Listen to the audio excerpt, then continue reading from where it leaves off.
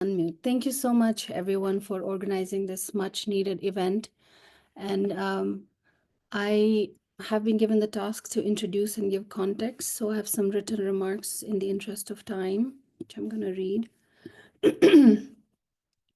So to understand the Pahalgam attack in April 2025, when armed assailants targeted Indian tourists, it is crucial to situate how Kashmir as a territory and Kashmiris as a polity exist at this juncture, especially within a broader political, military, and ideological escalation from India in the last 3 decades, and especially post 2019, or the last 7 decades if we want a deeper historical perspective. Given the limitations of time, I will briefly contextualize this moment of confrontation that engages the ire of two countries and the political fate of Kashmiris as a people at the mercy of nation-state politics. I'm sorry, our cat has decided to join the event and she is just all over the place. A word that increasingly resounds in the Kashmir Valley today is dispossession. The Indian state's strategic institutionalization of land expropriation has become central to displacing native Kashmiris. The government of India has always used its infrastructure projects in the war-torn, ecologically fragile Himalayan territory as part of a broader military occupation. We are witnessing an intensified phase of state-backed land grabs and property dispossession, and Kashmiris invariably perceive India as strengthening its colonial control, facilitating troop movement, demographic shifts, and the final push for settler expansion. Operational as a brutal military occupation, India's settler colonial project has come of age and become unapologetically, explicitly, and spectacular as a settler colonial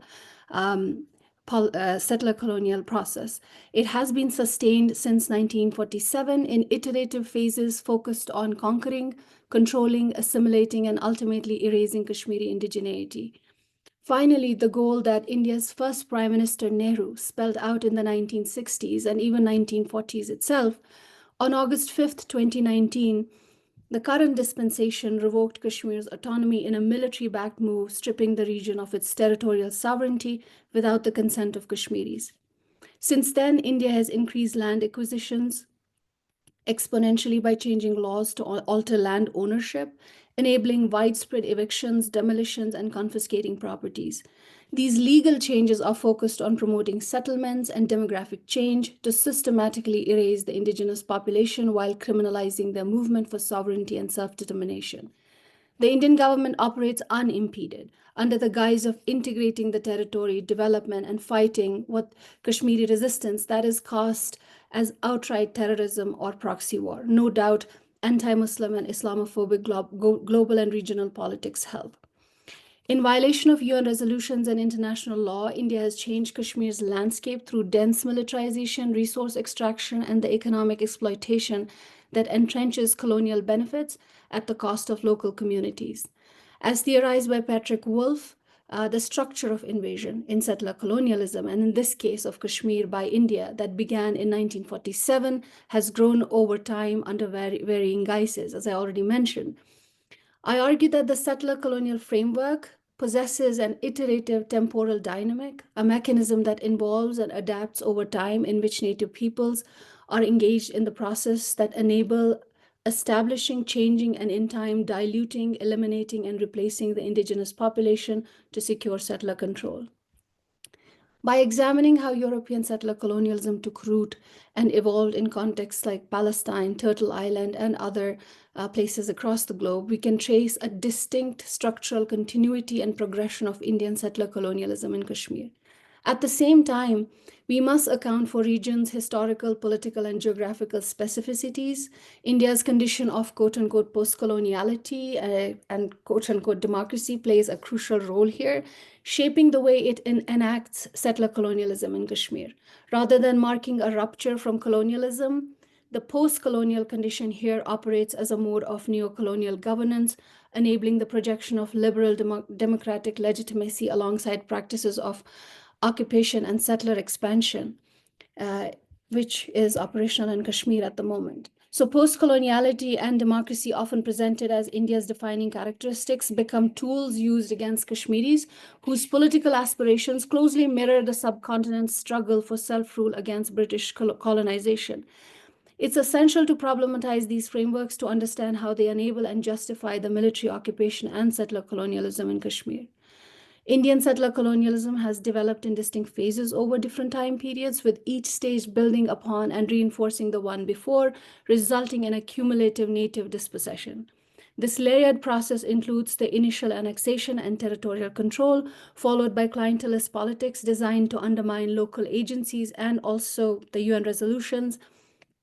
Assimilation policies and the engineering of complicity further erode Kashmiri identity, while weaponized infrastructure and the manipulation of autonomy and democratic politics deepen control and weaken resistance. Over time, Indian government, both liberal and right-wing, have consolidated their grip through juridical and legal frameworks and enforced direct military domination through laws like Armed Forces Special Powers Act and a host of others.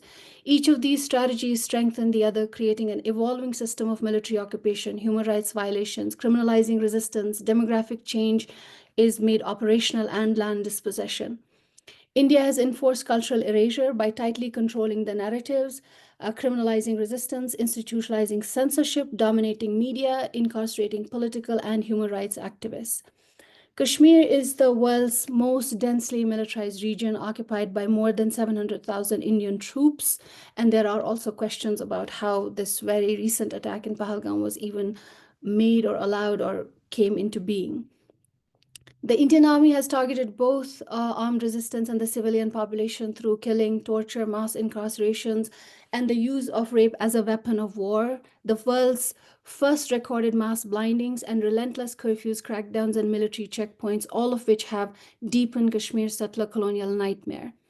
Widespread human rights violations, which include over 100,000 people, have been killed, both combatants and non-combatants, and the enforced disappearances of more than 10,000 people since the armed resistance began in 1989, and which people in this moment can even protest for. As mentioned earlier, in 2019, India abrogated Kashmir's autonomy through a brutal escalation of military aggression, placing the region under siege and communication lockdown for over 7 to 8 months. India banned international media, plunging the region into a communication black hole. Genocide Watch at that moment put an alert on the region, and the Lancet sounded alarm on growing humanitarian crisis. Over the last 5 years, Indian authorities have unilaterally made new laws entrenching dispossession, imprisonments, criminalization of dissent, or resistance to its rule. Before 2019, India had systematically chipped away at Kashmir's autonomy, but it still needed local approval to change laws. Indigenous people were permanent residents of the region, a status that preceded the creation of the nation-states of India and Pakistan. They had exclusive rights to land, voting, and standing for public office. Non-permanent residents, even if Indian citizens, were limited in rights, but they still occupied high administrative positions, owned businesses, and leased properties and land.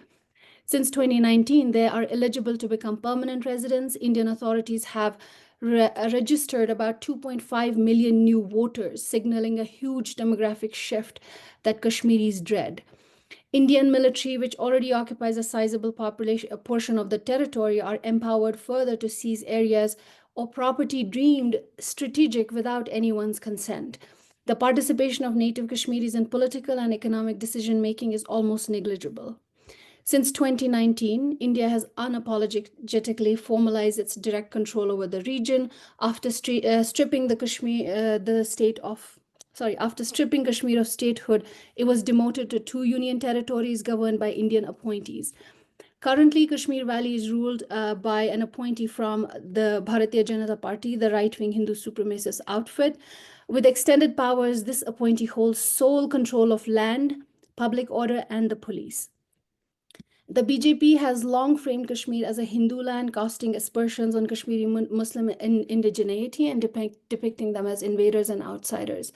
Kashmiris' demands for self-determination and liberation are used to doubly stigmatize them as anti-national as well as terrorists.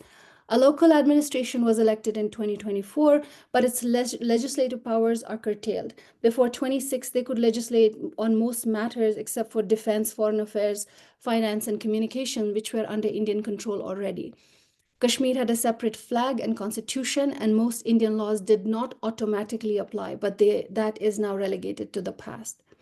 For the last 5 years, the Indian normalcy paradigm has become another mode of occupation. The Indian government has launched an aggressive normalcy narrative, which includes weaponizing tourism, especially as a soft colonial industry, creating a servile, dependent economic apparatus. In the absence of political sovereignty and industrial self-determination, tourism has become a pacified, externally driven substitute, one that aims to discipline the population into service roles under the guise of cosmetic peace and development. The Pahalgam attack complicates the Indian narrative of normalization. While the promotion of tourism and pilgrimage is presented as evidence of return to stability, such incidents reveal the persistence of unresolved political tensions and structural violence of settler colonialism. However, we must also refrain from interpreting these acts as reflective of a collective Kashmiri will to conflate individual and militant action with the broader aspirations of the population.